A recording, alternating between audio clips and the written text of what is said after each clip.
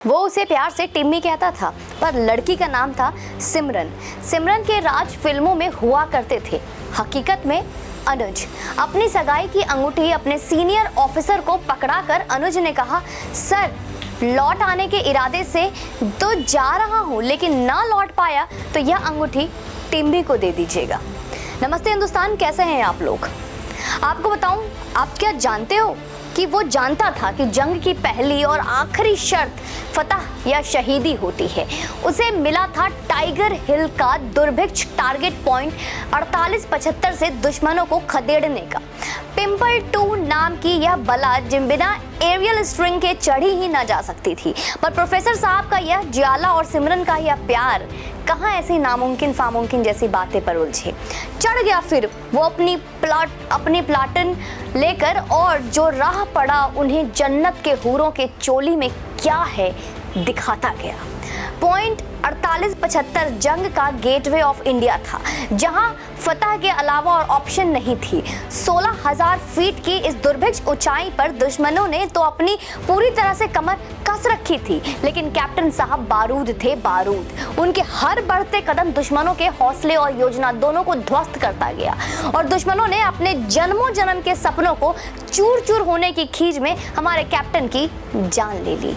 उनका rocket प्रेपर्ड grenade हमारे captain पर आ गिरा और हमारे कैप्टन वीर गति को प्राप्त हुए। सिमरन का अनुज वापस न लौटा और बाकी अनुज और सिमरन जुदा न हो, इसलिए इसके लिए हमेशा हमेशा के लिए वो सो गया। अनुज नायर का जन्म 28 अगस्त 1975 में दिल्ली में हुआ था दोस्तों। उनके पिता SK. Nair Delhi school of economics में विजिटिंग प्रोफेसर थे, और उनकी मां मीना नायर लाइब्रेरियन के दिल्ली के साउथ कैंपस में काम करती थी। अनुज ने अपनी शुरुआती शिक्षा धौला कुआं नई दिल्ली के आर्मी पब्लिक स्कूल से प्राप्त की।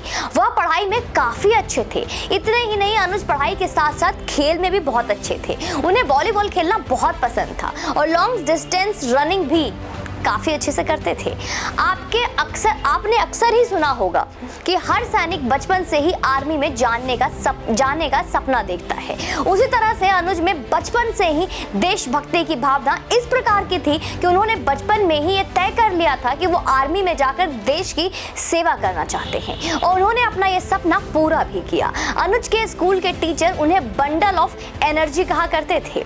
अनुज के बारे में उनके पिता ने एक इंटरव्यू के दौरान बताया था कि वह अनुज को अक्सर वॉलीबॉल खेलने को मना किया करते थे कि मत खेलो। जैसे हर पिता कहता है पढ़ाई करो, पढ़ के अच्छा कुछ करोगे तो खेल मत करो, क्योंकि वो अपनी टी शर्ट बर्बाद कर देते थे, इसलिए उनके पिताजी मना करते थे। लेकिन अनुज को वॉलीबॉल इतना पसंद था कि वह शर्ट उतार कर खेलते थे। अनुज वॉलीबॉल के बेस्ट प्लेयर थे। अपनी पढ़ाई पूरी कर इंडियन मिलिट्री एकेडमी ज्वाइन किया ताकि वह आर्मी में जाने का अपना सपना पूरा कर सके। 1997 में अनुज IMA से ग्रेजुएट हुए और उन्हें 17 बटालियन जाट रेजिमेंट में कमीशन किया गया।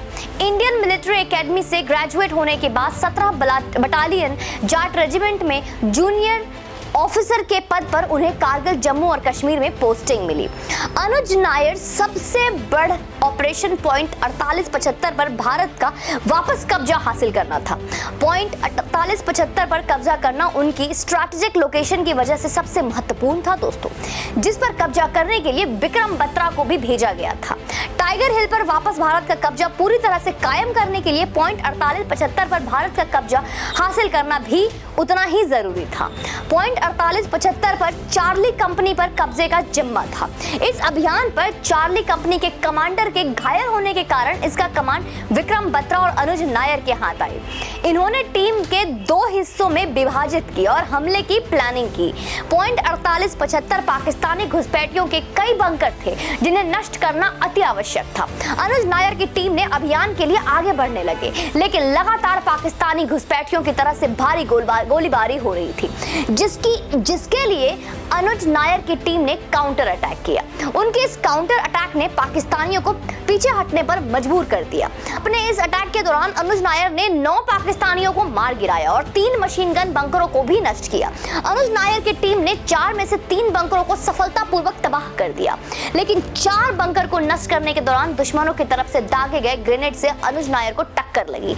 गंभीर रूप से घायल होने के बाद भी उन्होंने अपनी बची हुई टीम के साथ हमला जारी रखा।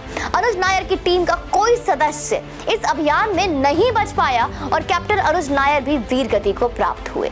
लेकिन 2 दिन बाद ही पॉइंट 4875 पर चार्ली कंपनी की विक्रम बत्रा के नेतृत्व वाली टीम ने भारत का वापस कब्जा हासिल किया। कैप्टन अनुज नायर के पॉइंट 4875 पर भारत के वापस कब्जे के अभूतपूर्व योगदान को भारत, हमारा देश, हिंदुस्तान कभी भुला नहीं पाएगा। 24 साल, मात्र 24 साल की उम्र में कैप्टन अनुज नायर ने दुश्मनों के सामने अत्यधिक साहस और धैर्य का परिचय दिया। उन्होंने इस योगदान के लिए भारत सरकार ने उन्हें महावीर चक्र से सम्मानित किया। आज कारगिल विजय दिवस पर यह देश अपने सच्चे हीरो को सैल्यूट करता है। जय हिंद, वंदे मातरम। आपका कर्तव्य है कि आप उन्हें नमन करें और इस वीडियो को शेयर करें और लाइक करें और यूं ही चैनल पे बने रहें।